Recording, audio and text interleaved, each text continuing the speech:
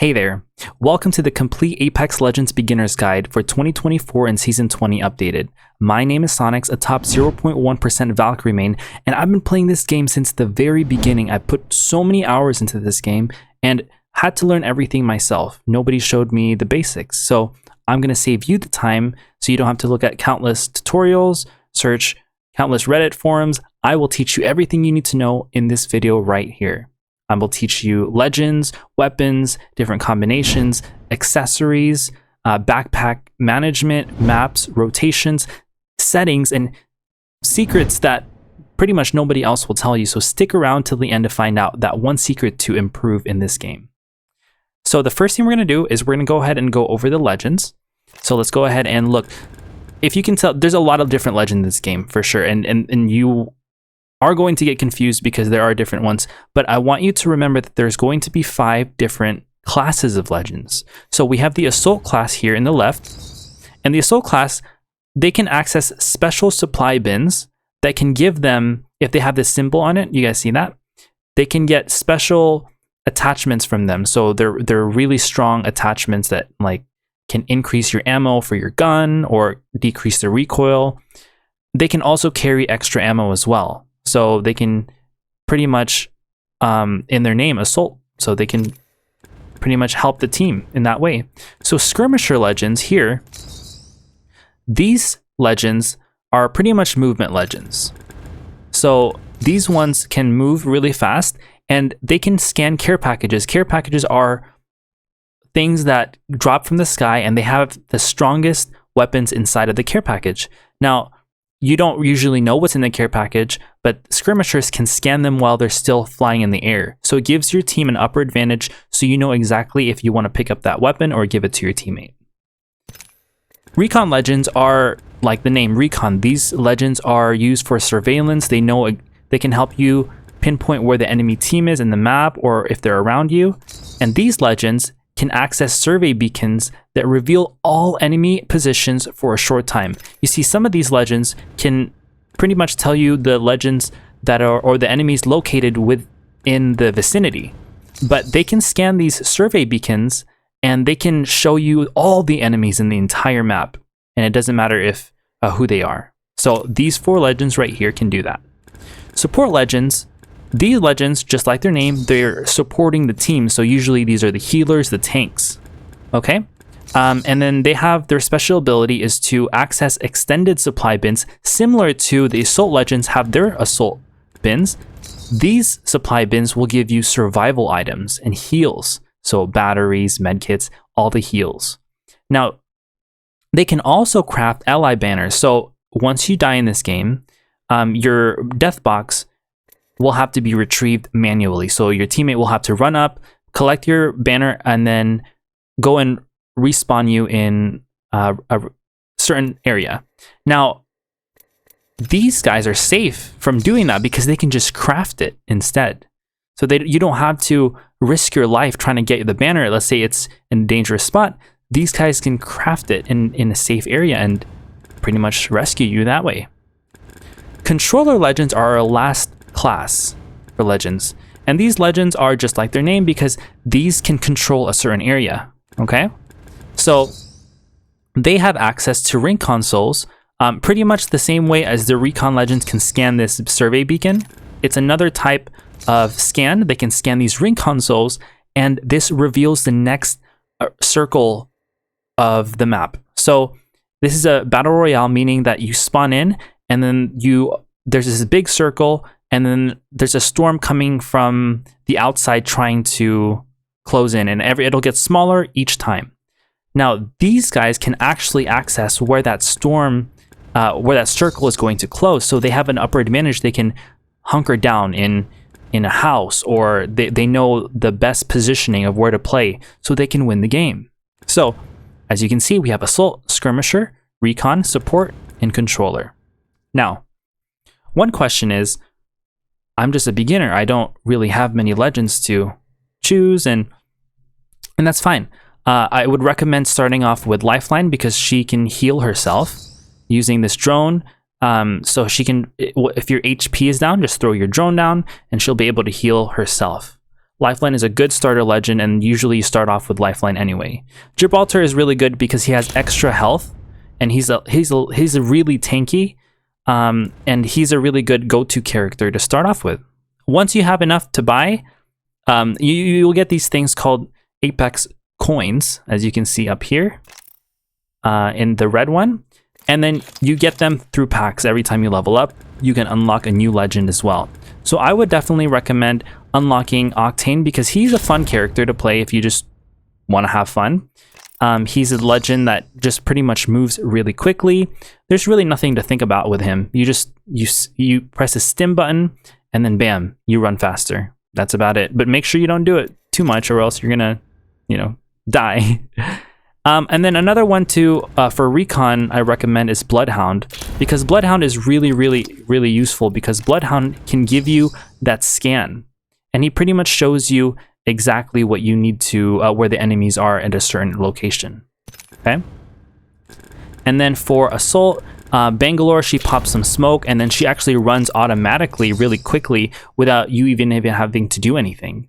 So she's cool. And then her ultimate, she has these missile, like this barrage of missiles that come down from the sky, which is really, really cool.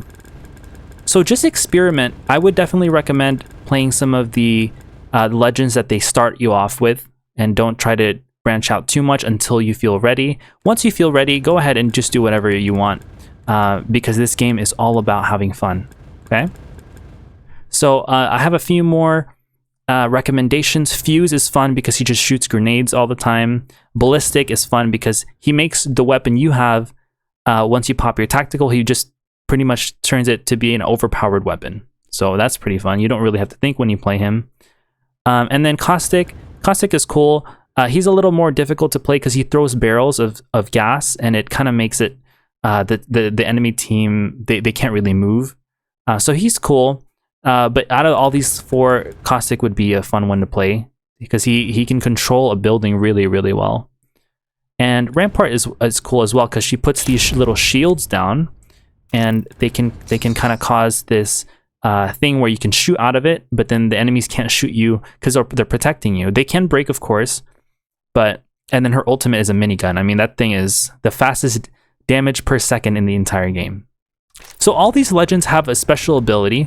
I do want to make a legends guide soon, so I will link that up here once I create that. But for now, that's generally some of the legends that I would recommend. Personally, I main Valkyrie. She is she can pretty much fly, so I really like Valkyrie. But she does take some getting time to get used to, so it's not a legend I would recommend for beginners because there's different intricacies to understand how to play her. But like I said, play whoever you want and just see who works for you. As you can see, Bangalore, smoke, we have Bloodhound. You see the smoke, you can't really see anyone. Bam, now he scans. That's his tactical, and then he can pretty much scan. Gibraltar, he can throw this shield down, and you can't shoot through it. It's indestructible. It lasts only for a short period of time, but you could play here, you could heal, do everything you need to do. Here's Octane. I wanted to show you him. So you just hit your tactical, bam, and you're just running really, really, really fast. See that? But you do lose health in the bottom left, but he does regenerate as his passive. So you just want to make sure you don't overdo it and make sure you have health readily available for you. And yeah, so just experiment with who you like, and then let's go ahead and continue on with our weapons. So let's drop these, start from scratch. So we have different weapon types here. This is your sniper weapons. So you have three types of snipers. You have a longbow, charge rifle, a sentinel. I would definitely recommend trying to get used to, if you like playing Call of Duty, this is a bolt action sniper rifle. So it's like, just as its name, it's a bolt action.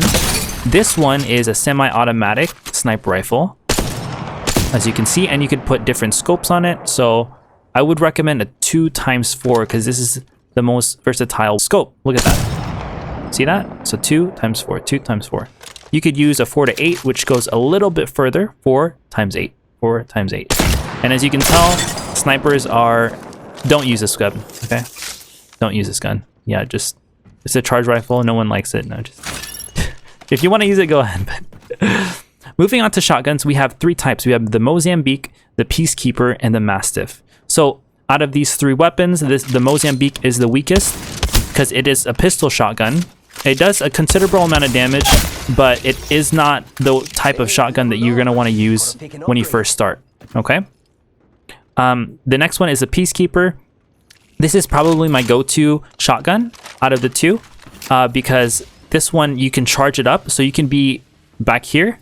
And look, if I didn't sell my shot there, you see that it gets this thing called the choke, and then the actual round itself can travel really far.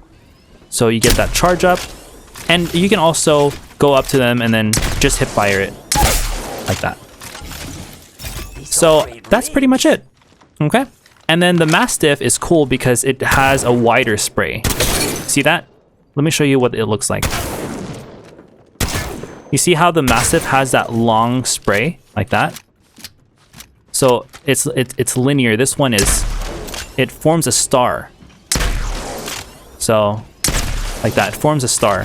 So you pretty much want to use these 2 shotguns if you want to pick up any shotguns as well. Okay. For the shotguns, you have a shotgun bolt. Now these bolts pretty much just make your gun, as you can see, look, when I shoot one, it takes me a while to get that second bullet, third bullet. See that? Now if I put a bolt on it, I put a white one, you won't really feel the difference. It gets a little bit faster.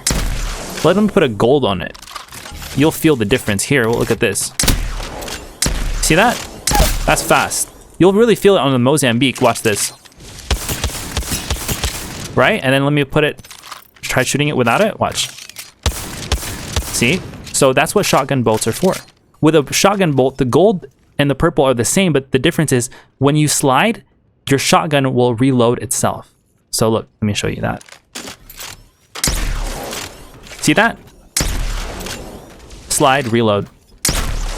Slide, reload. So that's pretty much the shotgun bolts. Anything gold in this game is good, okay? Our next weapons is our light weapons here. So light weapons are going to be the most popular weapons of all time. So you're gonna have your standard, if you play COD, this is your M9. It's just a pistol. It is probably the weakest weapon in the game. So it does not, it's a tiny little pea shooter. So it's not too crazy. You are able to put this thing called hammer points. So you see how the weapon, it turns red? That means that when the shield breaks, let me break his shield. It does more damage to his HP now. 27, you see that? Not 18. So that's pretty much what hammers points do, hammer points. So I'm gonna go ahead and drop that. Okay, and then your RE45, you can also put hammer points on that as well. As you can tell, it's glowing red, the bullets, and it does more damage. It's just basically a Glock if you play Call of Duty.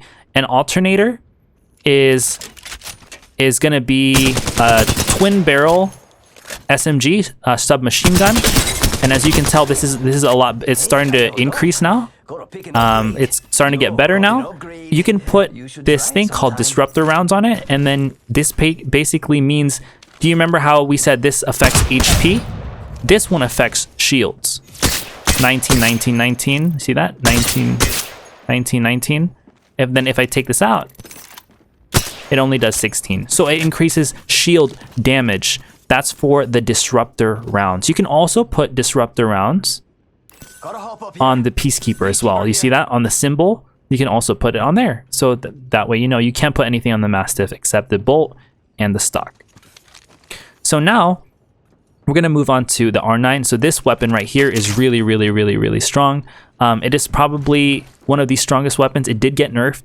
So it only has 17 bullets in the weapon without having a magazine. So you could go ahead and shoot that. And the recoil for this is really, really hard to control. But once you get the hang of it, you can start hitting those kind of shots. So this weapon is really, really quick. The fire rate is really quick. So this is the type of weapon you want to have instead of a shotgun. If you don't want to use a shotgun, this is a close range weapon. So there's someone coming around the corner, shoot him. This is the type of weapon you're going to want to use. Now the R301, this is probably the M4A1, just the go-to weapon for this game. This is the most balanced standard weapon that exists. So let me show you exactly why. So this is the M4. Look at that. The recoil is really easy to control. If you're playing on controller, just hold your stick down a tiny bit and you'll learn the recoil pattern. And then before you know it, there's no recoil on that gun anymore. And let me show you how strong this weapon is. I didn't even have a magazine on this. No magazine. So this weapon is probably the weapon you're gonna want to use at first, because this really helps you just learn how to shoot your weapon correctly. What I would recommend while we're here is these magazines, as you can see, are different in colors. So we have gray, blue, purple, and gold. So as you can see, we only have 18 bullets in this weapon so far. We put a gray on it. Reload, we are now at 20 bullets before we have to reload, right? You put a blue on it, we're at 25. Put a purple on it, we're at 28. Now you put a gold on it, it's not gonna go to 30. It stays at 28. The difference between a purple and a gold is that the purple won't reload your weapon, but the gold will. Huh? What does that mean? So let's say I'm shooting this guy, right? See how I'm shooting him? I have 21 bullets in there. I didn't reload. I swapped to my secondary, and then look what happens. Look what happens, okay? Pretend I'm still shooting this guy. See, in the bottom right, it says reloaded. I look back, I switch back, and now the gun reloaded itself without me even doing anything. So that pretty much reloads your weapon for you. We're gonna go ahead and do the Spitfire. The Spitfire, this is an LMG light machine gun. This has 35 bullets without even a magazine on it. So this is really strong. If you can, this has no recoil as well. This is just as good as the R301 if you want to practice, you know, shooting targets. Practice this weapon. As you can see, you're not even really having to do much. The gun is doing it for you. So practice these little drills on these dummies with the light weapons. I would argue the light weapons are one of the best ways to practice this game.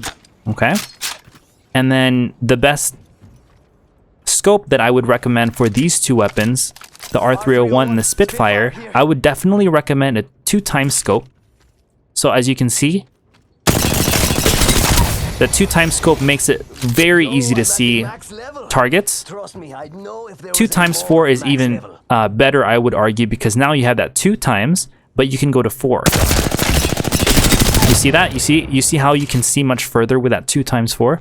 So there's different scopes here. Mess around with what you like. You have the 1x hollow, which is a circular scope. I don't really like this one at all. The 1x is good for the submachine guns and pistols because it's a clean, nice red dot. You have the 1x2. This is a little bit messy, but if you want to try this out, go ahead. It's a 1x2 zoom. You have the digital threat, which basically highlights enemies red. As you can see, that enemy is red. Let me show you exactly what I mean. So I'm gonna go ahead. You see how the enemy is glowing red? You could see him when you have this digital threat. If I have the digital threat off, I can't see him anymore. See that? It's much harder. So the digital threat just highlights enemies. You can only put those on shotguns now. The 3x is a good in-between. This one I don't really like all that much unless it's on a Marksman rifle or a sniper because it's really clean, but it's harder to shoot for if I'm using an R301. Okay, so barrel stabilizers here help with recoil control. So let me shoot this R301. See how it's pulling up a little bit still? See that? Look. Yeah, there's that little pull up. Now, if I put a purple barrel stabilizer on it, now look at this. It makes it one of the strongest weapons in the game. You could put this barrel stabilizer to decrease that recoil. You still have to control it, of course, but it makes the recoil much more easy to control, and you don't have to do so much work. Okay. So we were doing the Spitfire. Now we're going to do the G7. The G7 is a marksman rifle. This is not a sniper. This is a marksman rifle. It can serve as a sniper, but you can pretty much use this weapon to... See, it's a single tap marksman rifle. You see that? And it does a huge amount of damage every time it hits the body. Look at that. I mean, that's insane. Look at that. So there you go.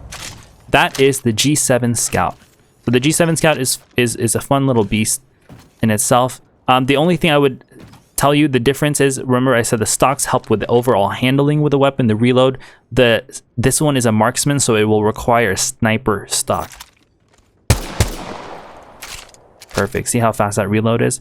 And then the last thing here, while we're here, is the laser sights. The laser sights, look at the crosshairs there. See that? Now, once I pick up a laser sight, see how the crosshair got smaller? I take it off. Let me show you. My skills, huh?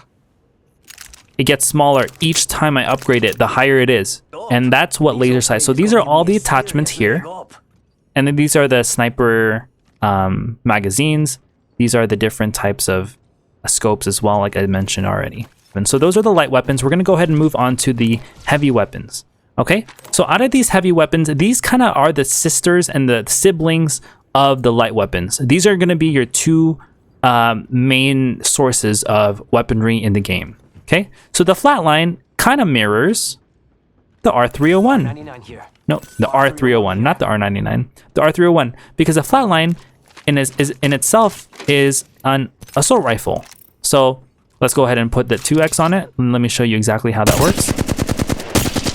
See, so it's an assault rifle. It's a harder weapon to control, of course, but it does more damage per body. 23, 18, hold on, 18 per body, and then the R301 does ranges 13 per body. There we go.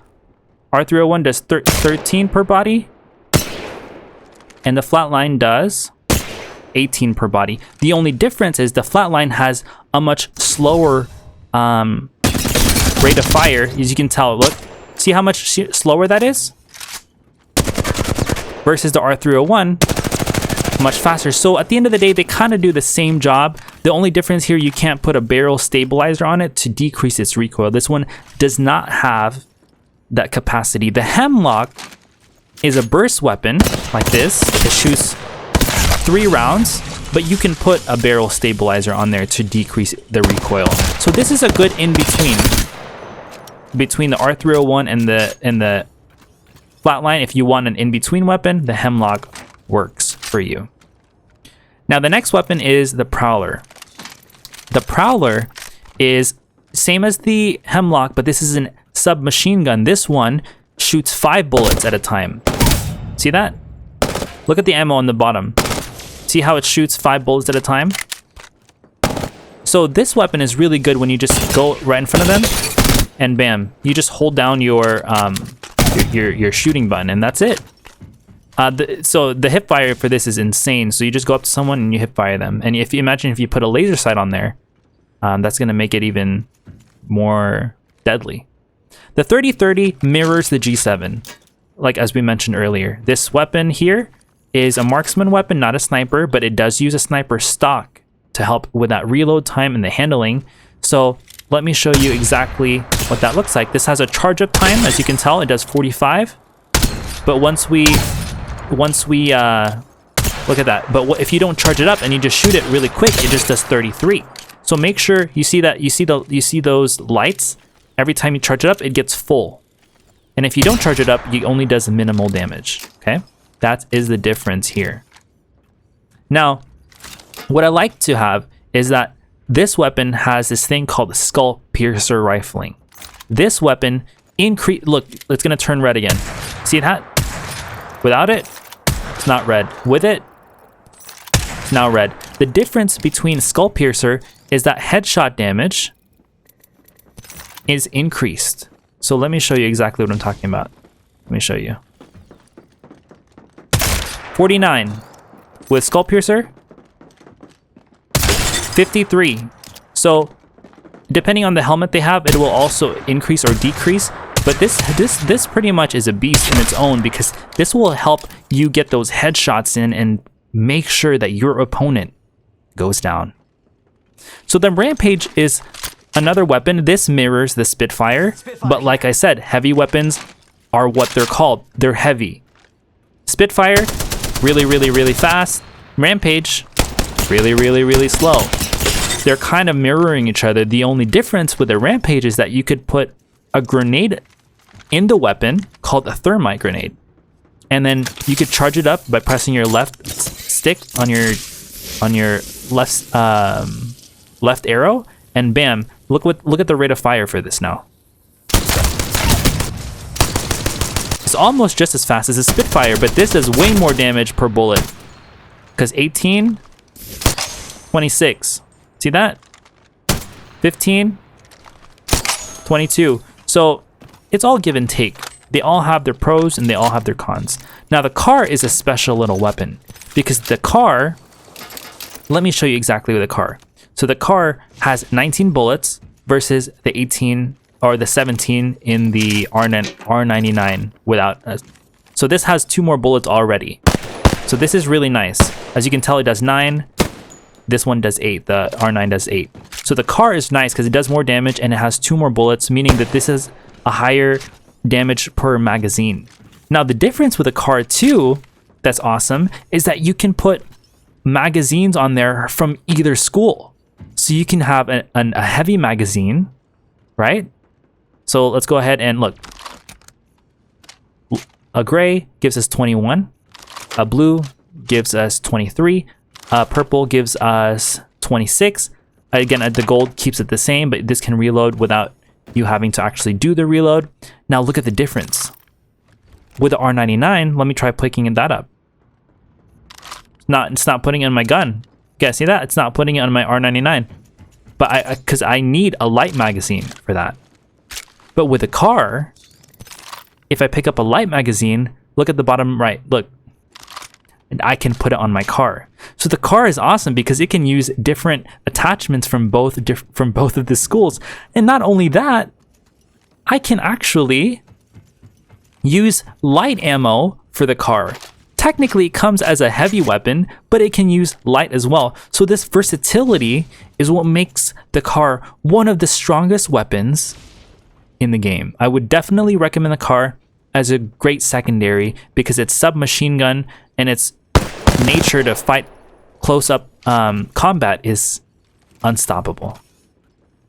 So now we're going to go ahead and move on to the energy weapons. Now the energy weapons are unique because these weapons all have their own character to it. The Nemesis is one of the strongest weapons in the game. This weapon shoots at a burst of 4. See that? It shoots a burst of 4. It does an insane amount of damage with that burst of 4 if you can hit your shots. The difference here is that every time you shoot the Nemesis, look at the right. See that little charge up? See how the gun is charged up right now? See how it's going down now? Every time you shoot the weapon, that charge up will go up. 1. See how it's going up like that? You reload, you get some more ammo, and look at the rate of fire now. See that rate of fire?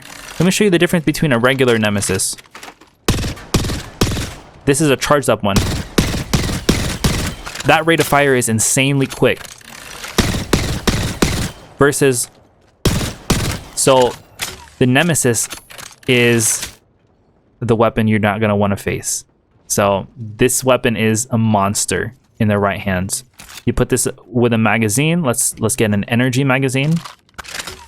And let me show you exactly how much power this can do. Actually, let's say that this is a target, right? I'll show you exactly how much damage.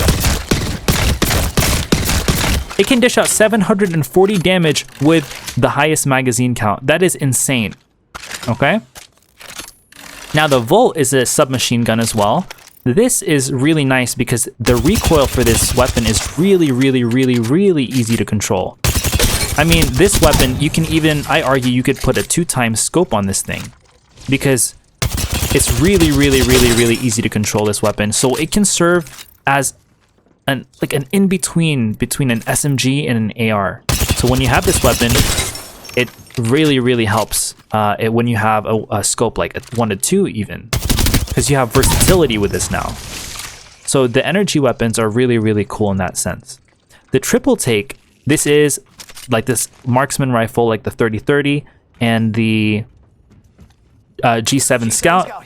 This one has the same choke pattern as the Peacekeeper did from earlier. See the difference? Remember the Peacekeeper? It took a while. Every time we'd shoot it, it would have that. See how it's spread? But then if you charge it up, look what happens. It makes it really precise. And that's pretty much the gist of it. And you make sure you get it charged up to get that full damage for the triple take. Okay? The L-Star, this weapon is unique. Because I'm not even going to put a magazine on it. Let me show you exactly why. Let's say you have 60 bullets, right? And you shoot them. Look what happens when I shoot a lot of it. You see that red? So now I have to reload it, right? Look at that. Every time that red comes up, I have to reload it. But if you notice, you can stop it from reaching that maximum by just stop shooting it and then shoot again. Stop shooting it, let it reset, shoot again. Stop shoot. So basically, what this means is that the L-Star is a weapon you don't even have to reload if you just play it smart. And if you put a magazine on it, you can shoot it for much longer without having to reload. That's the beauty of it. That is the beauty of the L-Star. Now, for the next weapon, we have the Devotion. This weapon pretty much is a weapon where it starts shooting really, really slowly, but then it gets faster the more you shoot it. Pretty much similar to the way that their Nemesis worked, but this time it's not a burst weapon. This one is a light machine gun. Okay? You could put this really cool attachment on it called the Turbocharger. Now the Turbocharger pretty much just makes your gun shoot much faster without that startup time. Look. See how it has a tiny startup time, but it makes it much, much faster. Same thing with the Havoc. The Havoc is an assault rifle, and let me show you exactly without the Turbocharger. Look. So I'm already holding down my shooting button, but it takes an extra second for it to actually shoot out of the weapon. If I put the Turbocharger on it, look at this. No startup time. So the energy weapons, there are some good options here. You just have to know how to use them. They're all unique in their own right. That they have this special little perk about them. But in the right hands, these become absolute monsters of weapons. Now, last but not least, we have the special weapons, the red weapons. This is the S tier weapons that come from the sky, the care packages that will drop down. Let me show you an example of what one of those look like. Care package. Do you see that? See how the difference? So a lifeline package is going to be blue, which just gives you heals. So this just gives you backpack, med kits, heals. This one is an actual care package, which gives you one of these special guns.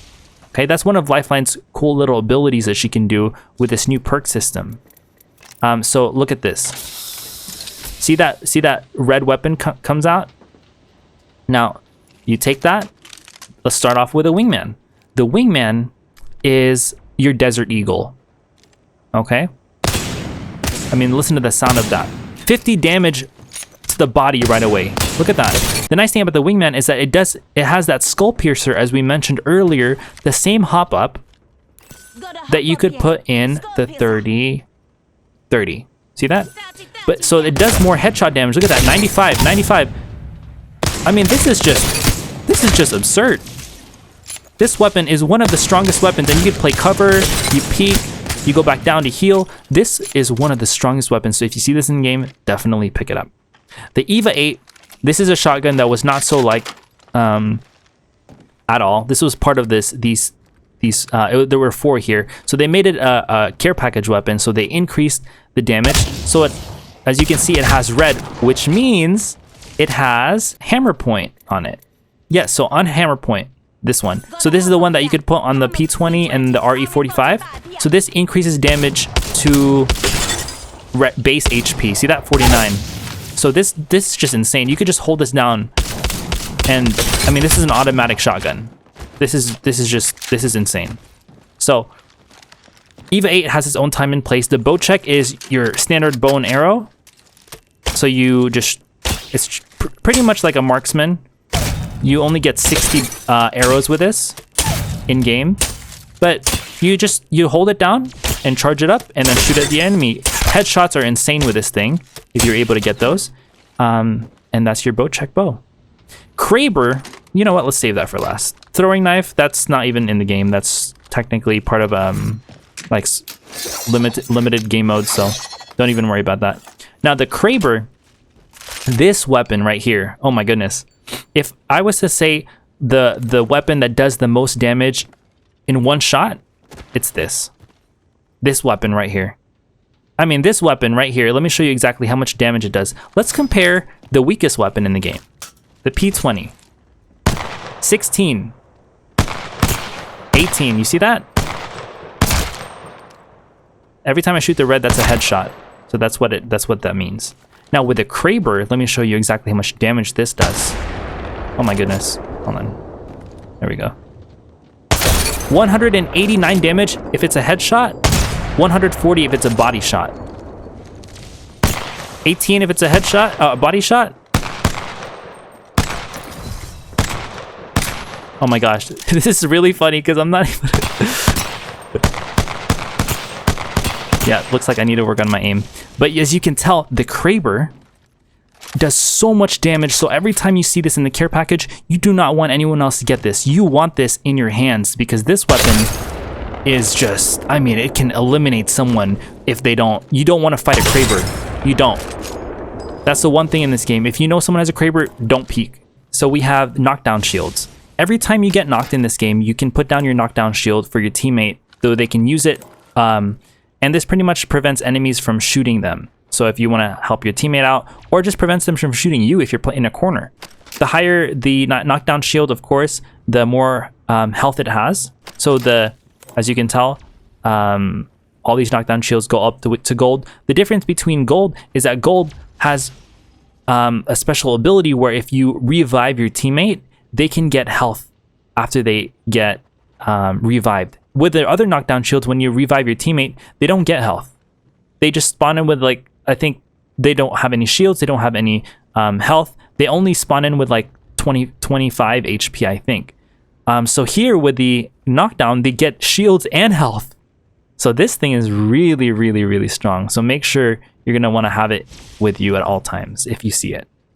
The backpack, for helmets just make sure that headshots done to you are just a little bit less. The gold helmet is different because the gold helmet pretty much means that your tactical and your ultimate recharge time is much, much faster. So for example, let me throw down Lifeline's tactical. A tactical is going to be your L1 if you're in controller. 30 seconds for me to get that back, 35 seconds. So this heals my HP, okay? Let me show you exactly what I'm talking about here.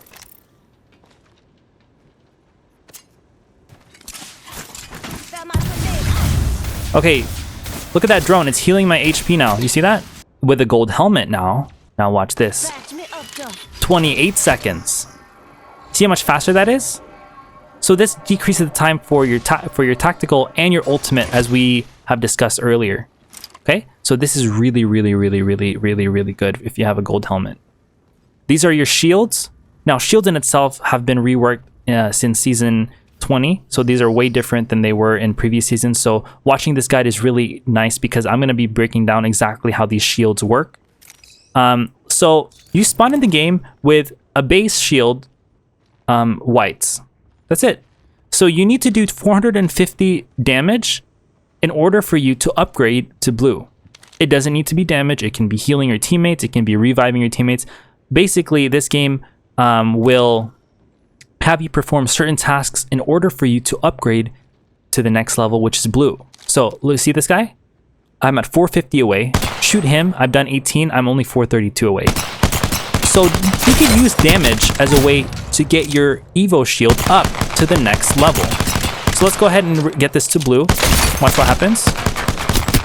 Now I'm at blue. Okay? Once I'm at blue, each of these legends here that we've discussed can now upgrade their ability. While we're here, a white shield is 50 HP, a blue is at 75, a purple is at 100, and a red is at 125. So that's the difference. So let's say now that you're at blue, as you can tell here in the left side, you're at level 1, which is white, so you don't get any special ability. With Octane, look at his health every time I pop my tactical. I lose 25 HP. Do you see how like that bar kind of goes down between that shield and that between my helmet and that blue thing? So that pretty much is how much health I lose every time I stim. Now, I can upgrade once I get blue.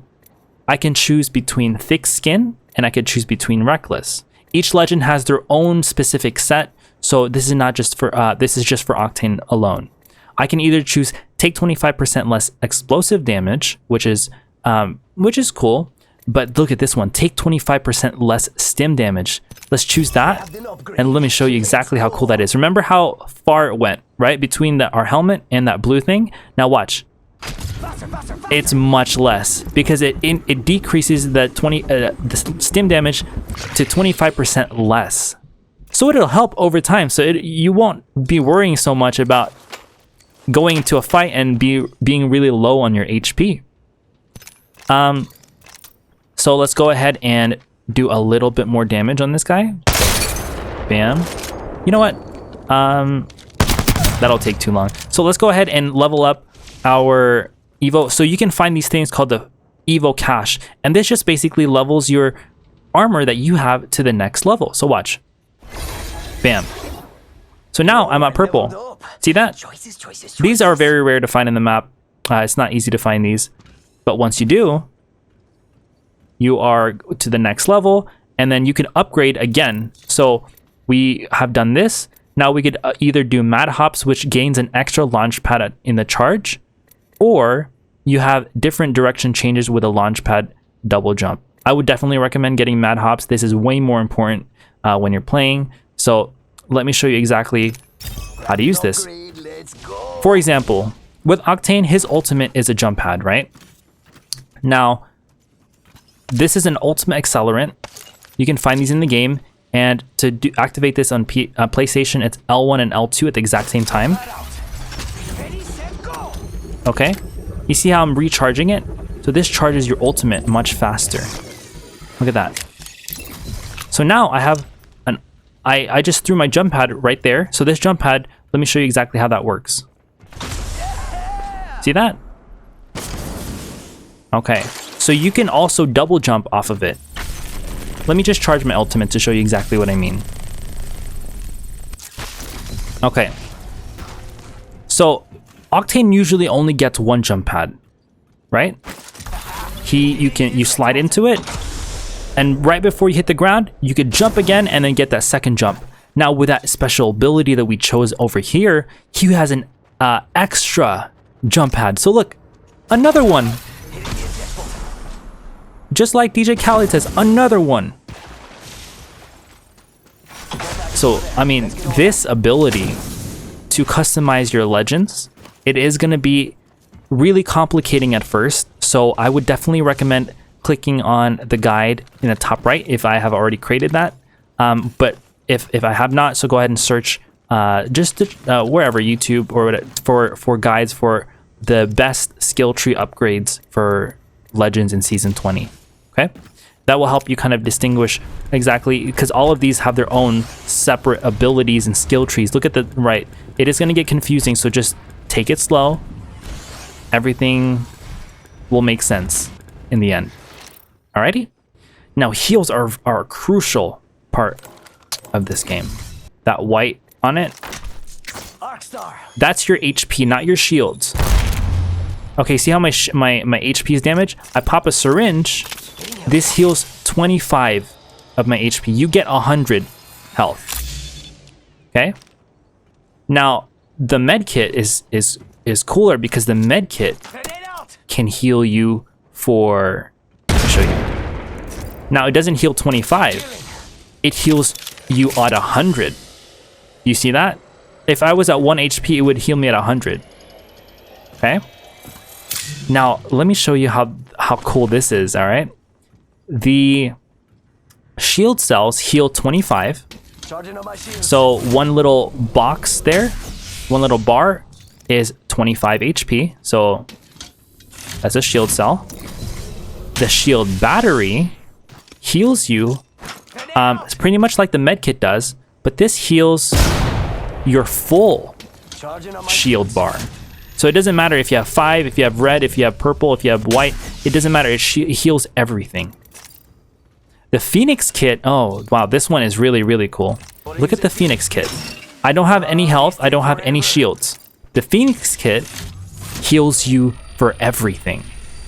It heals your health and it heals your HP and your shields. So this is probably the strongest one out of all these, but it takes the longest. So you kind of have to manage in your backpack when you're in game which ones you should be carrying, and I'll go over that right now. Why not? We're here. So you spawn in this game with no backpack. 0. You actually don't get a backpack when you land in game. So you're gonna want to find one of these backpacks. You spawn in with 10 slots to carry things. 10. 5 in the top, 5 in the bottom. Once you have a white backpack, you see how that jumps up now. You're gonna have 12. So you have 2 extra slots now to carry. With a blue backpack, you get an extra 2 slots. So you have 14. It just goes up 2 each time. See that? You have 16. So it pretty much just increases the space. The difference here is that you're gonna have 16 here with a purple backpack, but then when you pick up a gold, like we said, the gold doesn't really do much except that special ability. What happens? I only have 16 still. What changed? Well, the difference is that with a backpack, with a purple backpack, look at the batteries I can carry. You see how it takes 2 batteries to fill 1 slot in your backpack with a purple backpack or any of these backpacks beforehand. If you have a gold backpack, you pick that up, you can carry 3, meaning you can have 6 in 2 slots or 3 in 1 versus 2 with a, let's say, a blue.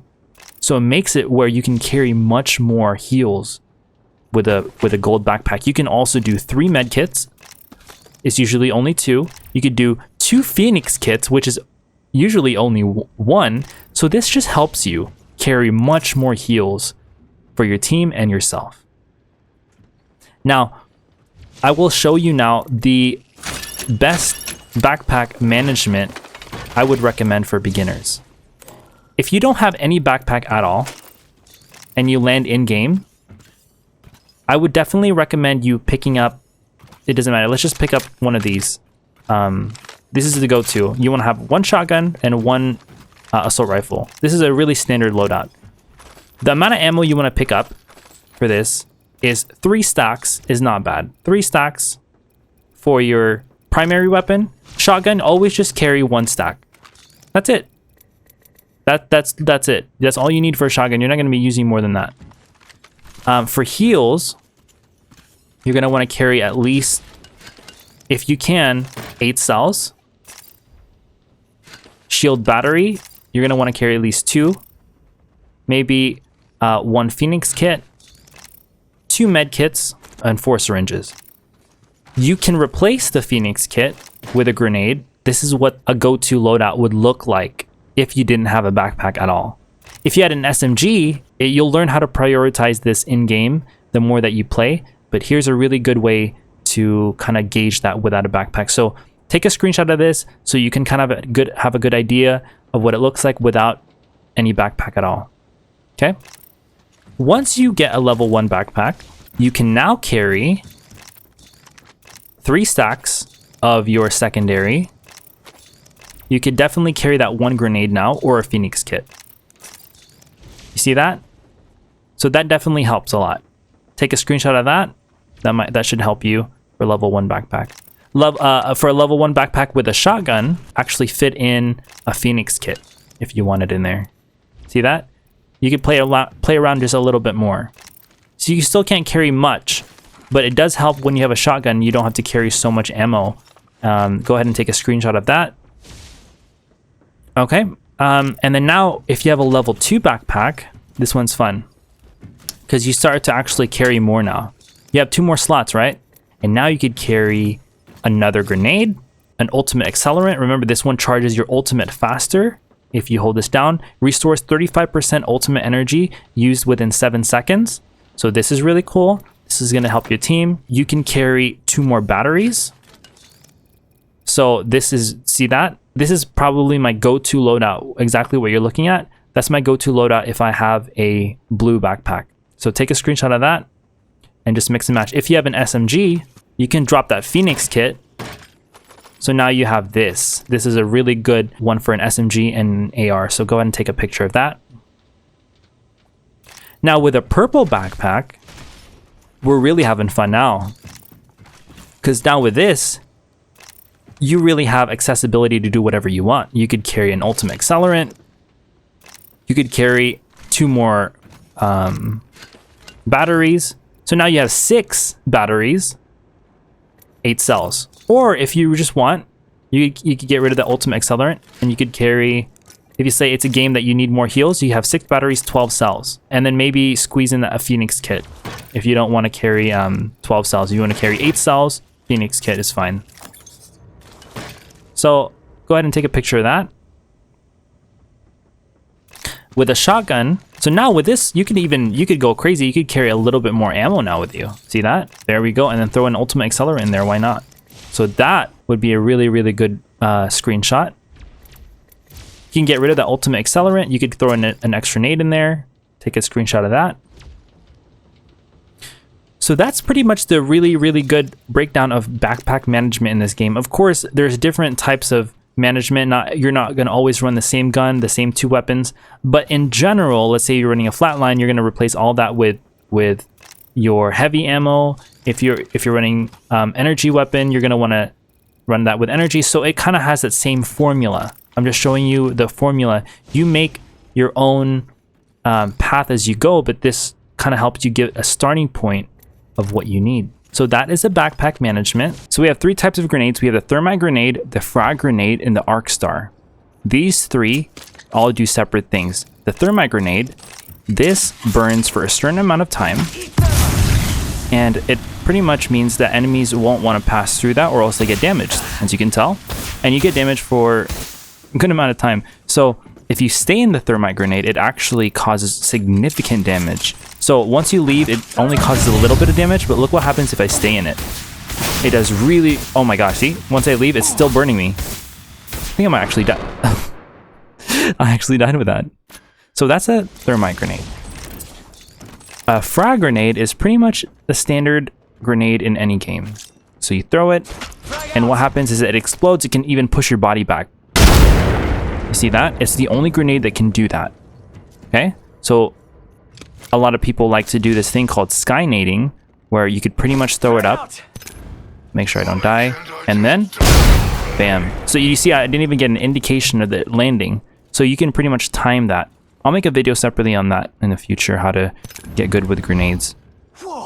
The Arc Star is different, because the Arc Star, you can actually use this grenade to stick people, because this grenade sticks, kind of like a sticky grenade back in Call of Duty. So look at this guy. It's now stuck on him. It does a little bit of damage when it hits, and then now it explodes. So even if that guy runs away, that damage will still stay on them until it explodes.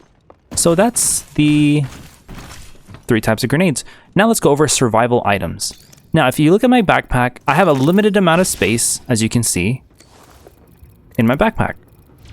But there's one space here in the bottom right that's called a survival slot. You guys see that? Now, this means that you can carry an extra item other than these, and that can fit in the backpack, but only 3 different types of things can fit in here. So there's the Evac tower. As you can see, it didn't fill up a spot in my backpack. I have it actually separately here in the bottom right. Now the Evac tower is cool because this big giant balloon that I can call in, and it goes up like that.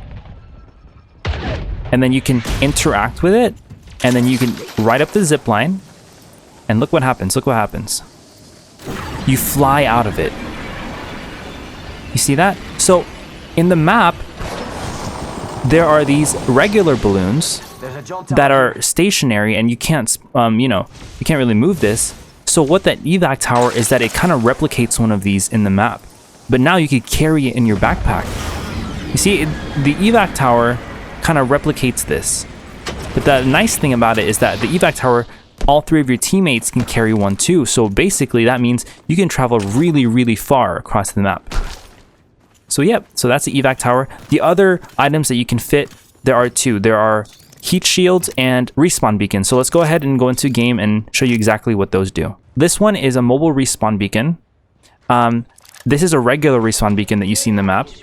And then you can pretty much respawn your teammates. If you have their banner, you just hold interact and then bam, they get respawned. This one here is a mobile respawn beacon, and that takes a few seconds for it to come in, as you can tell.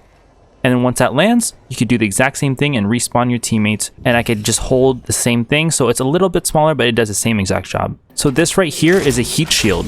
As you can tell, I am currently in the map, not in the ring. The ring is the gray area, the one that's glowing. See how the ring is moving in on me? This red. And you can see exactly here, the ring is actually moving in on me. Let's say that I can't go to the ring. I can use this heat shield, and I'll show you exactly what that happens. As you can tell, once I'm in the storm, I'm starting to take damage in the bottom left, right? But if I throw this heat shield down, it forms this sphere that I can go in, and it lasts for a good amount of time depending on the ring. So right now we're at level 1 ring, so it stays a pretty long time. The higher the ring, the quicker this disappears. See how I'm not taking damage? I exit the heat shield, I take damage. I enter, I don't take damage. The nice thing about this is that you get 2 of them. So if you pick up a heat shield, you always get 2 of them. So those are the survival items for this game.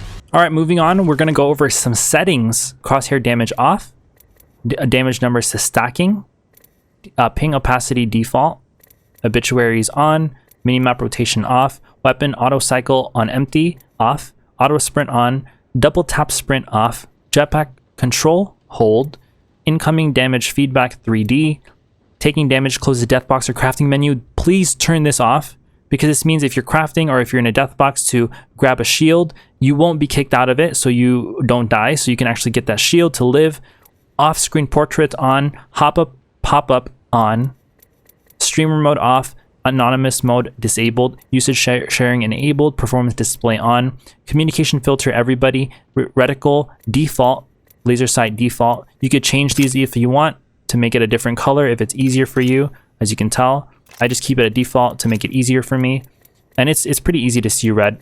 Colorblind mode, if you want to change it to make it easier for you to see, like I said. Subtitles off, subtitles text normal, enable chat features off, convert incoming text, voice to chat off, play incoming text to speech is off. If you're playing on mouse and keyboard, I would recommend keeping your mouse sensitivity to 1.20, and if your mouse is at 800 DPI, this is the setting that I play on. If you want to decrease that, I recommend keeping between 1 to 1.2 with an 800 DPI mouse. If you want to check out how to change your DPI or know what DPI your mouse is, just check on Google. I think it'll show you exactly the steps you need to do that. You want to check your ADS mouse sensitivity, keep it at these settings. Per optic sensitivity off, 1.0 for ADS mouse sensitivity multiplier. Mouse acceleration off, mouse invert off, clamp mouse cursor to game window off, lighting effects on. For certain binds, keep everything at standard. For movement, you're gonna want to put your scroll wheel forward to key 2 next to move forward. You're gonna want to put your jump to scroll down. You're gonna want to put your crouch. You can put it on one of your side buttons on your mouse. Go ahead and put that. Tactical ability, I personally keep it at 4. You don't have to. You could just keep it at Q. For controller, I want to go over the default. I just keep it on default. Keep it on default if you don't want to change anything. I know there are certain other ones that may suit your needs the best, so experiment which one. I heard button puncher is a really good one, good alternative, but I keep it at default. Stick layout default, interact, reload, tap to reuse and reload. Crouch button to toggle. This is a really important one. Toggle is good for movement. Hold is good as well. I like to keep it on toggle for my own personal preferences. So this just means when I hit my crouch button, I stay crouched. If I'm on hold, I hit my crouch button, I go back up. So that's the difference. I like it so I can just slide, you know, and it helps with movement once I go over my movement guide. I actually have one out now, so if you guys want to check that out, over here in the top right. Now, adaptive triggers, keep that to on. Trigger dead zones, default.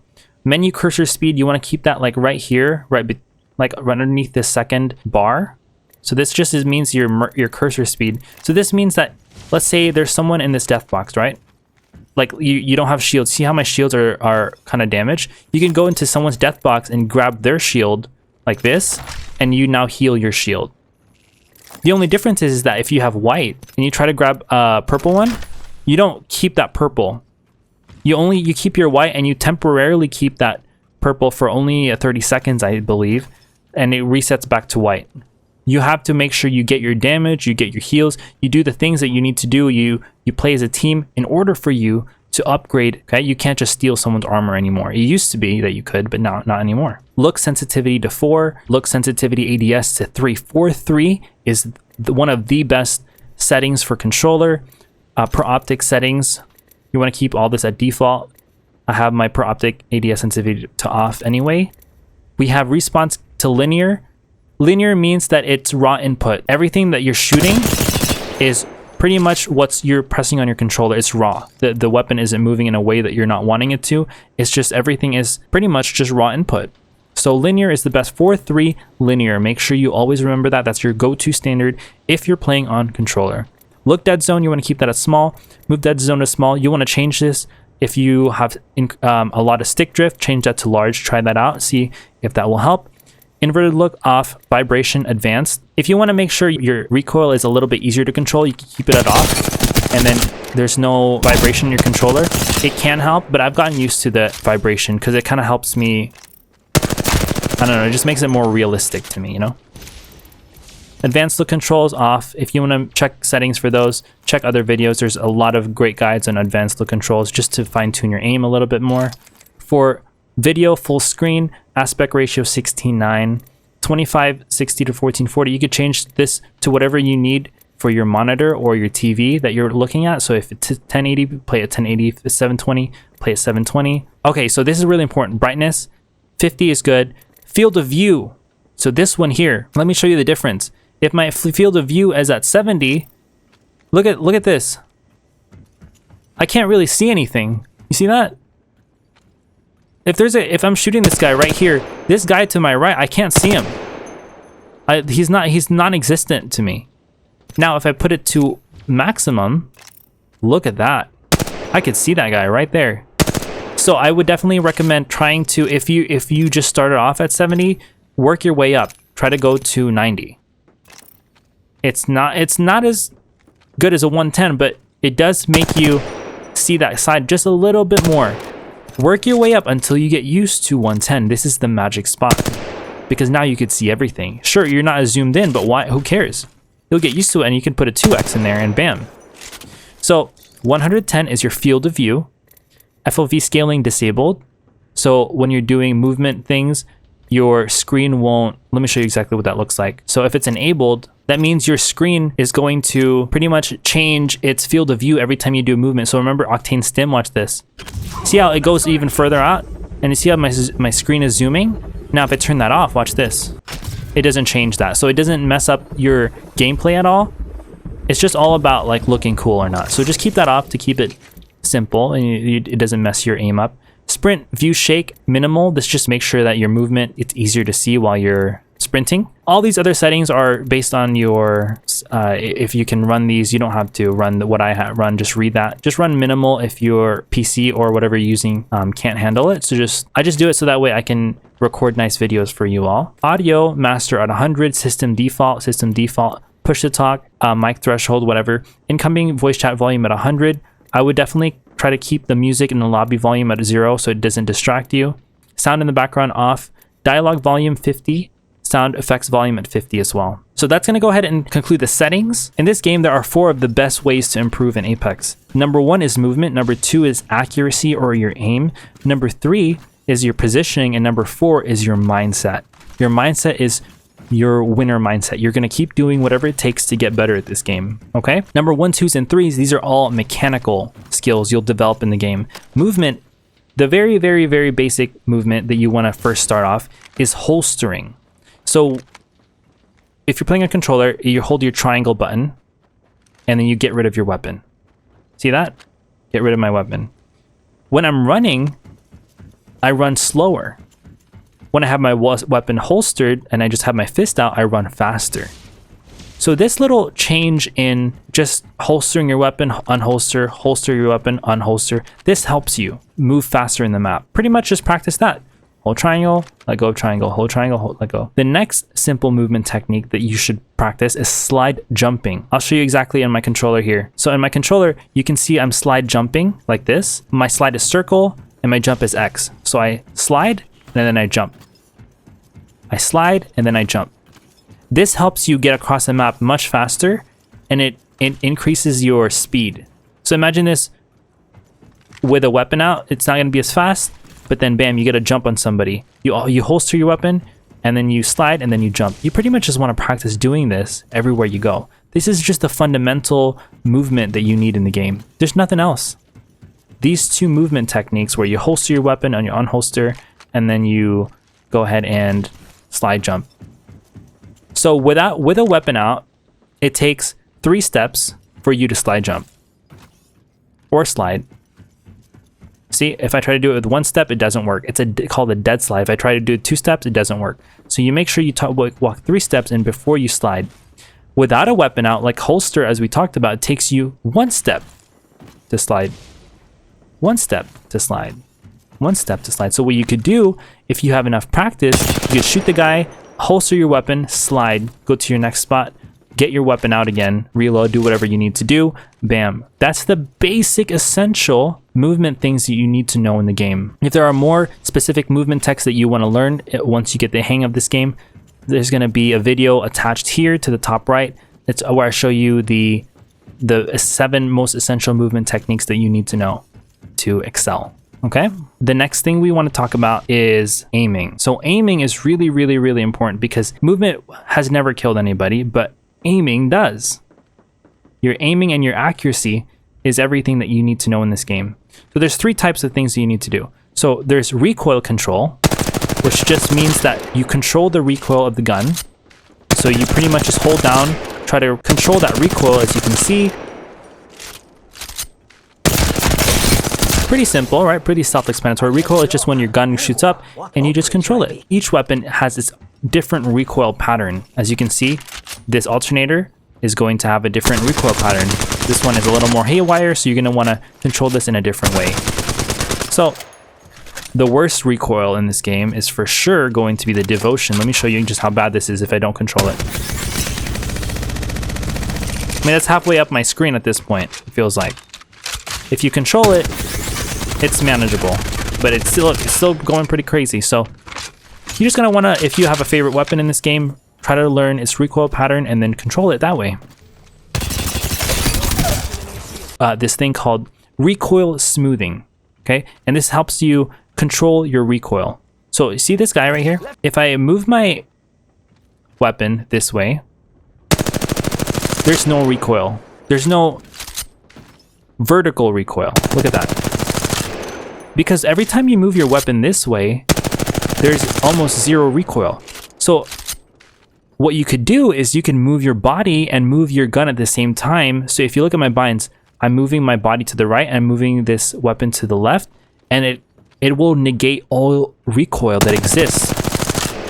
Okay, look at that, look at that. It pretty much negates all recoil that exists. And it makes your weapon a laser beam. That's called recoil smoothing. And that's gonna go ahead and conclude the aiming portion of it. The next thing is hip fire.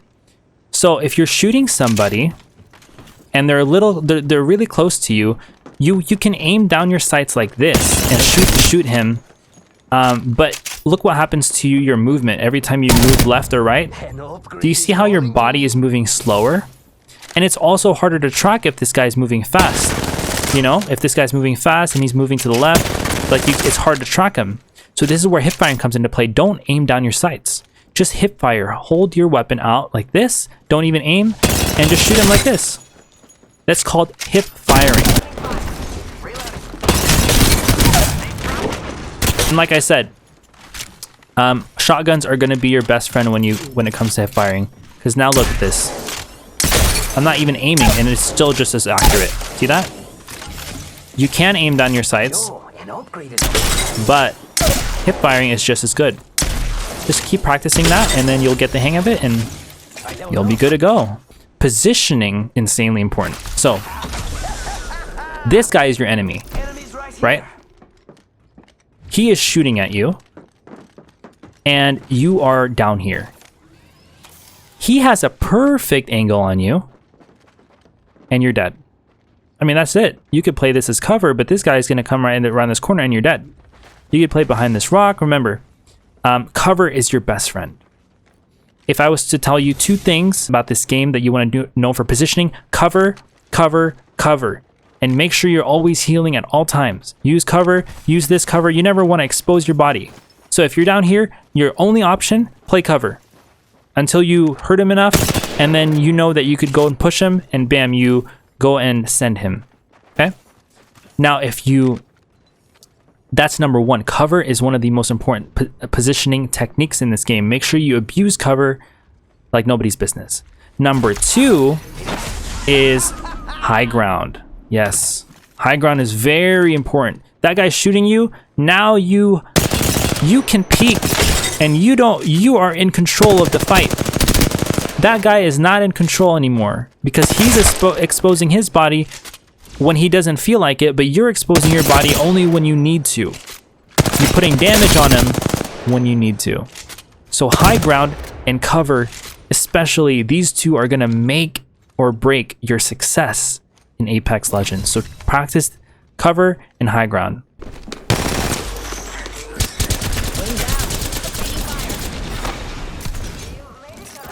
Charging on my shields.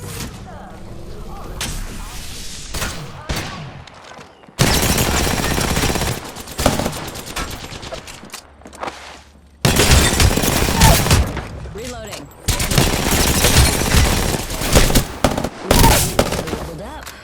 Don't keep it up. Healing is actually very crucial. Every time you get damaged, let's say this guy, you're trading fights, and every time you get damaged, right here, if you have an opportunity to pop a battery, pop a battery. Come on. Pop it. If you don't have time, pop a shield cell, which doesn't take that much time. Now you have 25 more HP. You're back here, you did more damage, heal.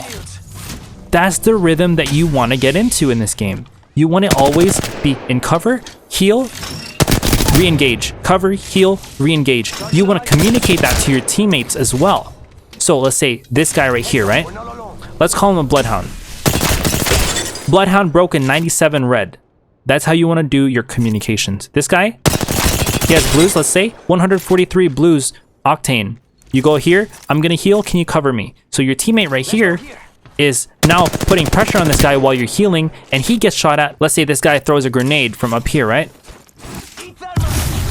And you get, and your teammate's now getting damage. Your teammate says, can you cover me? You've already finished healing. Your teammate's gonna heal over here, and now you're over here, and you're like, I'm covering you. He's low, you can heal. And now you have fully healed, and you fully healed, and this teammate has fully healed. Now you can play together and fight this guy. So that's how you, a quick little tip on communication and calming in this game. Okay, that will, communication with your teammate will go a long way when you start playing duos and trios. Alrighty? And even ranked as well. We're getting patted on. 80, he's cracked. Heal, you gotta heal. I'm cutting. Dead. Nice. 140 on him. Wait, we gotta get out of ring. We're getting sent left. On us. We gotta just play together. Knocked. You gotta watch me. I'm batting. That's last. Last one. He's one. Nice, guys. And last but not least, as I said, mindset. Just keep unbelieving in yourself and your abilities to improve in this game. And once you do, you will become better. So there are many ways of finding good teammates to play with. Like I said, duos and trios. Find teammates that have a microphone. So make sure you ask, hey, do you have a microphone? Whatever. If that doesn't work, and because the amount of randoms in this game that will talk is almost non-existent, join the official Apex Discord. I'll put that in the description. There are a bunch of looking for game members on there that want to play, that are just like-minded, will communicate with you, will help you get better. The official Apex subreddit. So there's an LFG Apex subreddit.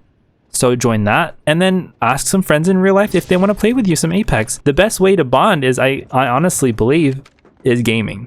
So play with some of your in real life friends and practice that communication that, as I mentioned. Another one that I would definitely recommend, duos, trios. These two are really good. Duos, you get an extra squad member. Trios, you get two extra squad members. Ranked, save that if you want to start to really get better, because rank will teach you really good positioning skills and working with your teammates, communication. So if you want to excel, try doing ranked a few times a week, see how you do. Mixtape is fun because mixtape, you don't just have one life, you keep respawning. So with team deathmatch, there's two teams, you fight, and then bam, you can choose whatever weapon you want, and you keep respawning. With control, it's pretty much like capturing points like domination in Call of Duty. Gun run is gun game in Call of Duty. You just get a new gun every time you get an elimination from the enemy team, and that's pretty much it.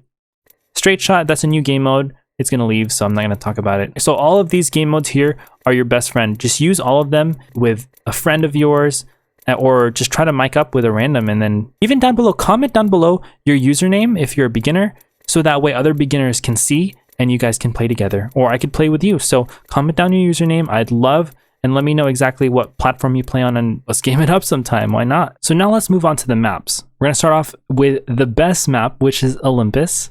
This map is awesome. I love it so much. Every single area of this map is awesome. You really don't have to worry about choosing a bad spot. The best places I would recommend for sure are places you want to third party other fights. So estates is really hot. So you want to loot these little areas down here, and then you can loot this section right here, and then third everybody in estates. Third party means you just fight everybody while they're fighting each other. Bonsai Plaza right here is really hot. You could land down here. You could land in these side ones here.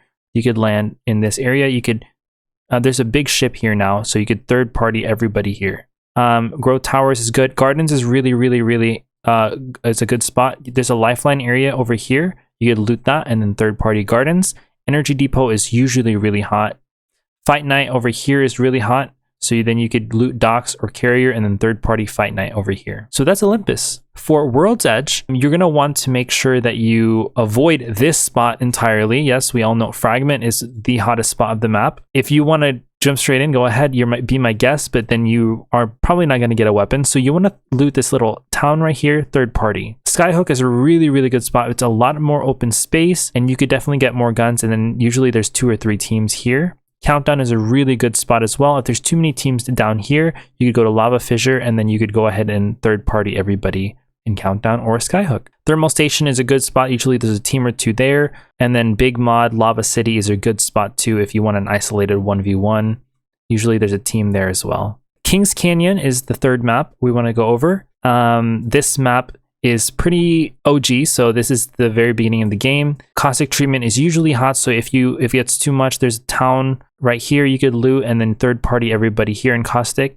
The small little sections here, you could loot the diving board area right here. Map Room usually has a team there you could contest, and then you could, Containment is probably the hottest spot of the map, so this little area, this section diving board, you could go ahead and loot that, and then third party everyone here. This little town here for some reason is really hot, so you could loot that. Usually 2 to 3 teams there. You could loot the sides, you could go into bunker, and then third party everyone here, or go to runoff, third party everyone here, airbase. Thing that I want you to practice is know these hot spots that I'm saying, and then find a way to get into that fight without actually going in there at first, because you're not going to get a weapon. So try to find a spot in these side areas. Like Relic is really hot, so you have these little side areas right here, these little side buildings no one talks about.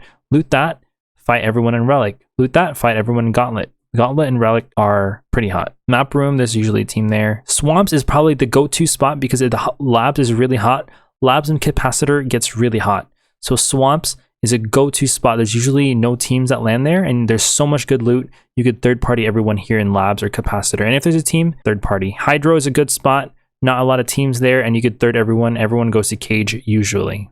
So that's gonna be Kings Canyon. Storm Point, the really hot spots of this map is going to be Cascade Falls. Really hot spot. Command Center, really hot spot. Stormcatcher. These three are the trifecta of hot spots in the map. So far in season 20, Ceto Station has been pretty hot. The Pylon, Barometer, these three are maybe hot. Cascade, Command Center, Stormcatcher, always hot. You're going to want to find a way to third party, so loot these little side towns right here. If you want to third party Pylon, if you want to third party Storm, you could loot these. Third party Command Center, loot these areas by Lightning Rod. To third party Cascade, there's little back areas right here you can loot to third party Cascade. You can also use that to third party Ceto Station. Barometer, it's pretty large enough where you can just land here with your team and you don't have to worry about third partying because there's enough space and enough loot around for you to pretty much be all okay on your own. The mill is really hot usually. It depends on the ring though. So like right here is blue ring. It's usually pretty hot. So the down beast is a good option. Usually you get a 1v1, 2v2 here, and then you could third party the mill. And then a good spot if you just want to play low key, the wall, you still get a fight in there or two. And then you could pretty much rotate into Cascade. That's a good rotation, Cascade. And then go over to Ceto, Stormcatcher, the Pylon based on the rings where the ring is pulling. Okay. That's pretty much how you want to rotate. Let's say the ring is over here, the wall, Cascade, Ceto, Command Center, just go to where the ring is pulling, but you never want to be playing outside the ring. You just want to make sure you're always ahead of the ring. And I'll show you exactly how to read rings here in a little bit. This is Broken Moon. This is going to be the last and final map. This one is really large. The best spots you're going to want to choose for this is going to be, Terraformer is going to be the hottest spot for sure. So you can land in these little side buildings here and then loot and third party everyone in Terraformer. You could, Atmos Station, usually there's a few teams in here. There's enough loot for you to fight if you choose one of these side buildings. Landing here is a death zone, so you're not going to get much loot. Cultivation is good because there's like 3 little donuts here. This is a really fun spot to loot and fight people. The core is probably one of the hottest spots as well, pretty much just as much as Terraformer. A good place to loot is like these little side areas right here, and then third party everyone in core. Low key spots you want to land if you want to get a nice 1v1, 2v2, production yard. Promenade is pretty good. It's not bad. Stasis Array is really hot. So Eternal Gardens is a better option if you want to get more of a 1v1, 2v2 right here. Bionomics is pretty good as well. Essentially, this map is pretty good. You get a good amount of fights everywhere you go. It is really large, so avoid these sides like the Foundry and then Breaker Wharf. No one goes here. So just avoid those. Production Yard, Dry Gulch once in a while. This Atmo once in a while. Maybe this once in a while. But the main essential is the core, Terraformer, Promenade, Stasis Array. So just stay in this vicinity and kind of loot from the side so you get third party depending on where you need to rotate. So just rotate where the ring follows. And I'll show you exactly how to rotate. This is Kings Canyon, as we've discussed. This is how rotations work. Let's say you spawn in here in the pit, or you fly down there, run off, artillery. This is an older map, so just bear with me. You're gonna want to rotate in this way, but it's a lot of open ground and you wanna get into fights. So you can rotate down here and fight all these teams down here and then rotate in this way. So that's a good rotation, but depending on how fast the ring is, maybe you just wanna cut through. Sure, take that house right here, rotate in and through the wetlands, okay? And that will be the first actual ring, this white one. Once you're through artillery or you're down here, it doesn't matter. Just go through each city and make your way towards the ring. You never want to be, let's say you're in Thunderdome, you never want to just go straight through, cut through, straight through, because one, you're not really going to get into many fights that way. You want to try to work your way around here for any fights, kind of work your way through and fight that, get that third party, and then go to the ring. You don't want to just run straight through because everyone is going to be doing that. So try to find a third party that you can, and then that's a good rotation where you go through Thunderdome, Skulltown, hit this little town to loot, market, and then bam. You never want to be cut out in the open doing this. Look at my cursor. Nope. Last thing you want to do is run straight through the open. Use cover, use houses. And then let me show you exactly how to read the ring, okay? So if the first ring is this, The second ring is usually on the short end of the map. So if the ring is like this, you see how it's already pulling in the bottom right? Usually the next ring will also pull to the bottom right like this.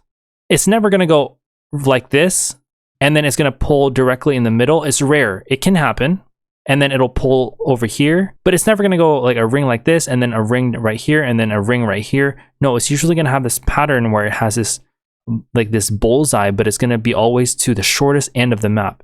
When I say shortest end of the map, you can see that the ring is already pulling this way, right? What's the shortest end of the map? The bottom right. There's not a lot of space. It's all ocean here. So it's going to keep pulling this way, and it's going to keep pulling more this way, and it's going to keep pulling. Eventually, ring 5 or ring 6 is going to be a tiny little dot. But do you see how you could see the pattern?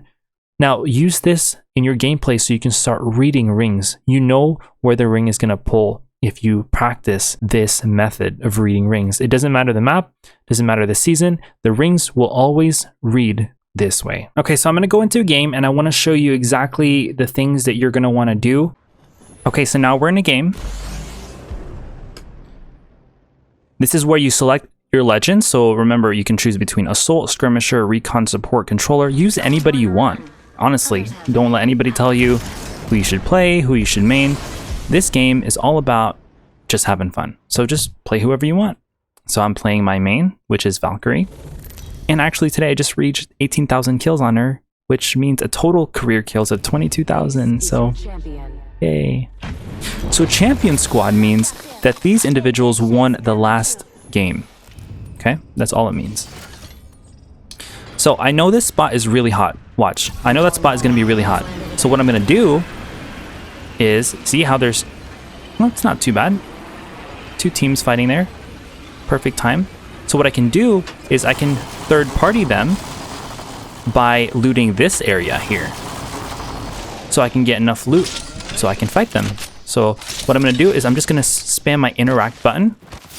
Whichever I see on the ground, just keep spamming that. And then drop things I don't need. So that way I'm always ready for a fight. I'm not running around with no weapon. I'm always ready, no matter what. And you'll learn this ability the more that you play. So I have 8 cells, 1 med kit, 2 weapons with a good amount of ammo, and I could see that they're fighting now. I saw those missiles. I could see that Valkyrie is flying right here and she's healing. I could see that Horizon's going up. I could see they're fighting. So now I can get up here and third party.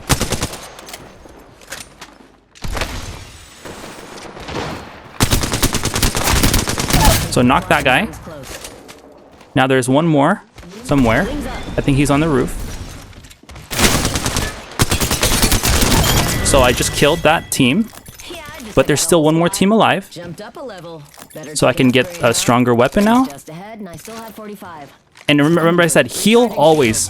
Pop that right away. Pop this right away. And there's a down guy right here. And I know his teammate is over there. So what I can do is I could capitalize, make sure he doesn't get a revive. His teammate's going to want to come and revive him right now. So now I can upgrade my ability. Let's choose this one. I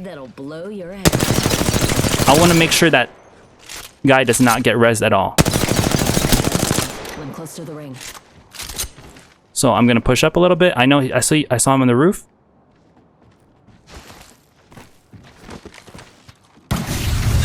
See, he's going to try to grenade me.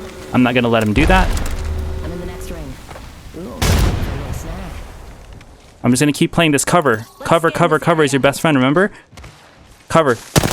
Get that finish. Go inside. Cover right away. Dead.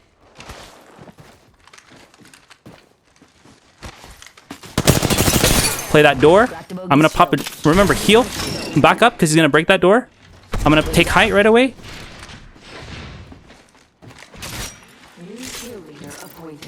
Play door so I can block it. He's also healing. You can tell. Healing is just the main commodity of this game. I'm going to take height now. Remember, height is your best friend. Just in case he plays up here. He's right here. I gave up height. He's going to drop. I have height now.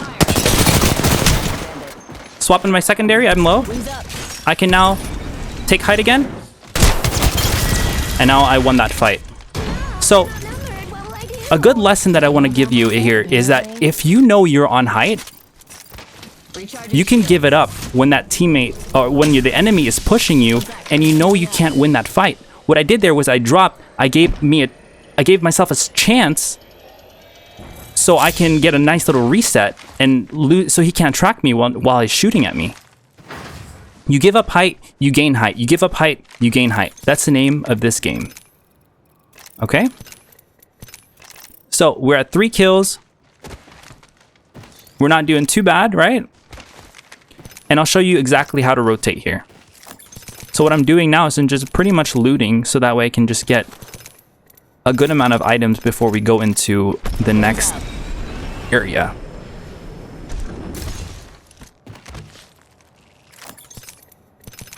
All right. I'm flying solo, So, but still got my wings. let me show you exactly how to rotate. So we're in this spot, remember?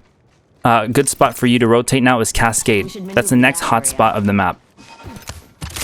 But like I said, I'm not just going to walk there in a straight line. I'm going to loot these little areas to make sure that I'm not missing out on anything crucial that I might need. 2 to 4 is the best scope. Dropping this. Wings out. And this is no cuts. I'm not cutting anything. I just want to show you guys exactly how I'm playing live. Wings out. So that way you can kind of get an understanding of the things I'm thinking about in game. Looting that, looting that. And I want to make sure I don't loot for too long. So if I don't need anything in here, I quickly scan and then I quickly go. Because as you can tell on the top right, we only have 30 more enemies to fight. Actually 28. Because I'm one of those 29. So that number is going to drop fast. So I want to make sure I go quickly. So what I can do here is I can pop my ultimate, which is pretty much flying really, really high. And then now I can go into the next area, which is this. This spot is pretty hot. I can guarantee a team is usually here. See? You'll learn this along the way as you play. So there's a team fighting. This is my chance to third party, remember? Playing this tree is really good because I get cover. I can tell they're dead, so this guy's looting. I'm going to wait until he stands still. Almost knocked him, so I can capitalize on that. His teammate's going to try to defend him. So his teammate's right here. I'm going to grenade that door. I'm going to take height right away. Now I'm inside here.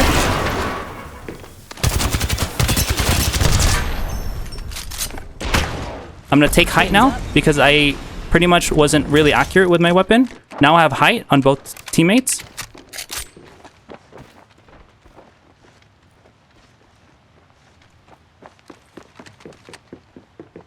That was a really good grenade.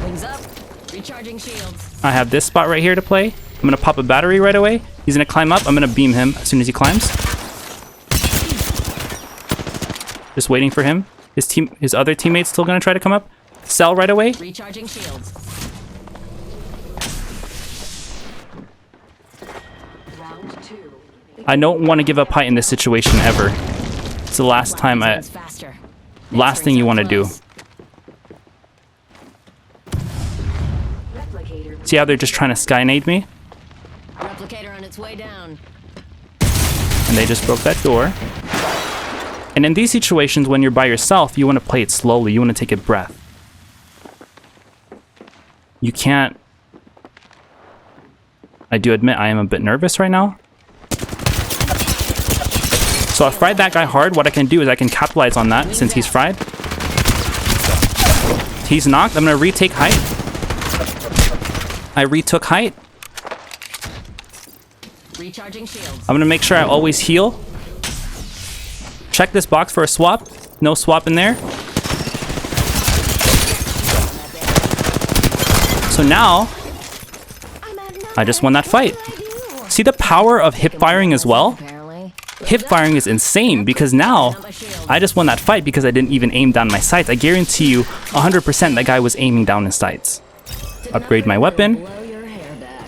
Not even close to the ring, just 45 seconds. So I pretty much fought 2 people separately. It's called isolating your 1v1s. That's what you want to do when you're at a disadvantage. And what his teammate was doing there is he was trying to play his knockdown shield. So when his teammate was knocked, he was trying to play. But guess what I was doing? I was also playing his knockdown shield. He can't shoot his teammate. So you have to think about these things. And you will get the hang of it the more that you play. And things will come with time. But it is nice to kind of point these things out while I'm playing. Because usually while I play, I don't think about these things until it's too late. So next thing I want to do. We're rotating, right? So we started at the wall, we went to Cascade. The next possible rotation is to pretty much just follow the ring. I do have my ultimate ready and I have an Evac tower, so I have 2 rotational abilities. So that's the thing I really like to carry, because if you're playing by yourself or if you lost a teammate, you always want to make sure you have an escape plan readily available for you. And this is something you'll learn time and time again. You see how I can pop my ultimate so I can get over this? Let's check that quadrant. You would think, right? It doesn't make it over.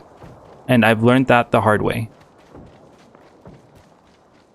So I know I just take this, go in here, play it smart, play it quiet. And every time I reach a corner, you never know if someone's waiting for you. So you have to play it strategically.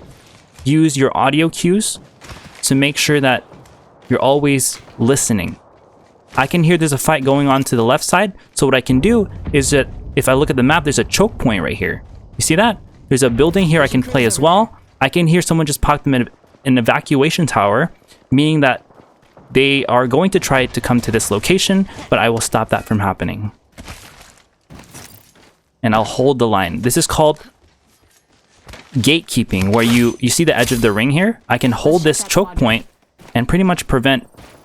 Care package over there. Oh, so I just scanned that care package. That's exactly what I was talking about with Skirmisher Legends. And then I just got scanned by a beacon right here, a recon beacon. And those recon legends like Bloodhound Seer, those legends are what's just scanned me right now. Okay, so you're seeing everything I'm talking about from the guide being put into practice right now. And that's awesome. Everything's happening exactly the way I want it to.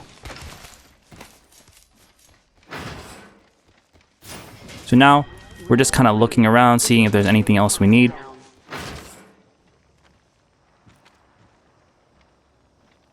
Now see, the reason why I'm playing here and not pushing up here, just in case that there's a team, a duo here, I can back up and fight them in here. And I have this door to play. I have this door to play. There's always a backup spot. That's the way you want to play this game. You want to make sure you're always having options. You never ever want to be cornered into a place that you can't do anything about. Ring's close. So I see that there's a fight going on here. I can walk up slowly. I see that he was popping a battery. He's dead. Radar shows the ring's close by. 45 seconds to spare too. Try to get that finish. He's still up there. I see the other guys right here. So what I can do is I can fly up right away. I can see that he just died. So I could play down here. He's gonna come right here. So I could play down here. I can actually chase him. I saw he was low. When he doesn't have shield, that means that they're flesh. So a good call out would be, he's flesh, he doesn't have shields. I can hear that there's someone right here 10 seconds to go. in this door. So kicking the door down is a big thing. Wings out. So right here, I could challenge that fight. I finished. I can pop a bat right away. Charging shields. I can now take that door. I gotta always make sure I have options. I know I can't fight this, so I now have to fly out. Alert 5. Fire. Oh, Wings out. now that I know I can't fly out, I have to fight this. I know this ring is gonna hurt, so I have to pretty much run right away. Oh, so there we go, I died. So those are the things that you wanna do when you play this game, okay? I hope that was a really good lesson of how to approach fights. You never wanna play in ring. As you can tell, these people are playing in ring, and look, you pretty much take storm damage really strong here at the end. You never want to be fighting in ring, ever. So the lessons that you could take away from that game is cover is always really important. High ground is really important. Making sure you always hip fire is really important. Everything I talked about in the beginning of this video is really important to practice. But what I could have done there differently at the end is that I know that there's a duo coming. I should have just flown right away, use positioning, and use game sense to win you fights. Okay? And I wanted to share something with you. I am not the best player at this game. Okay? I do have a lot of kills, and I do have this infamous 20 bomb, which means I got 20 kills in one game, which is one of the hardest badges to attain. But I only did it once. And it was a pretty lucky game. So I'm not the best player. As you can tell, my kill-death ratio is only a 1.7. So a lot of better players have way higher kill-death ratios, up to the 5, 6. Kill-death ratio means how many kills do you have compared to your deaths. So if you have, let's say, 10 kills with 10 deaths, you'll have a 1 kill-death ratio because you have it's equal. I have 22,000 kills with 12,000, or pretty much 13,000 deaths, which means I'm at a 1.7. When I first started this game, my overall kill-death ratio, let me show you exactly, per season. I started back in Season 2, when I think I played on a different console before, so it was actually Season 0, but Season 1 or Season 0, but this is the first earliest recording of it. So 0.64 was the very first kill-death ratio. That means I had 231 deaths with 231 kills with 360 deaths. My kill-death ratio was at 0.64, right? Now, let's fast forward to today. I'm at 2.18. That jump is huge to me because that means I get 2 kills every time I die. In that game, I had over 7 kills, so my kill-death ratio was 7, but it balances out because there are good games, there are bad games. But as you can tell, let's go somewhere right in the middle. Season 9. Yeah. Oh no, that was a bad season. Hold on. Season 10, 0.84, a little bit higher. Season 11, 0.77. Let's do season 13. Let's see. It's going up, 1.89. So every season, you just 2.009. Every season, you strive to get better. And there are seasons where it's not as high, like 1.96. But in general, the more that you play and the more things that you recognize that you can do differently in this game, the better you will improve. Do one thing new every game that you play. Learn something new that you've done incorrectly and say, hey, I could have done that differently. And if there's something well that you did and you know why you won, replicate that in your next fight. I promise this will help you. This game is a free game. You do not have to spend. If there are things that you should absolutely buy the battle pass once, and you could always buy the battle pass every time because it'll pay for itself. As you can see, if you buy the battle pass, it'll pay for itself later down the road, and you get some really cool stuff. It's only around $10 to buy, which I know isn't a lot, but sometimes it's, we can't all afford it. But if you do have some spare change lying around, just buy the battle pass and it will pay for itself. So you get some cool skins there. So you see on the top right, the red one is where you can buy legends. It takes 12,000 of the red ones to buy a new legend. So every time you get packs, you'll get like 600. The blue ones are crafting medals. This is where you can craft certain weapon skins. So you see these weapon skins here? These are really, really nice looking skins. Now, skins are just cosmetics, but I argue there are certain skins that help you actually aim. For the R99, make sure you mark this. You're going to want to get Outland's Avalanche and the Kill Switch. If you get one of these crafting medals, make sure you get one of these for the R99. For the shotguns, you're going to want to get the Superstar, and then you're going to want to get the Lone Star. These two are going to be your best friend for skins, so it's easier to look down the sights for the weapons. For the Wingman, Death Ray, or the Merciless Wing, these two are going to be your best friend because look at the sights and those things. It makes it really, really easy to shoot. So there are so many more things in this game that's intricate, but I will definitely upload more videos to help you guys in the future. And if there's another one, it's going to be here in the top right. Let me know if there's anything that you want to look at or if this was helpful at all.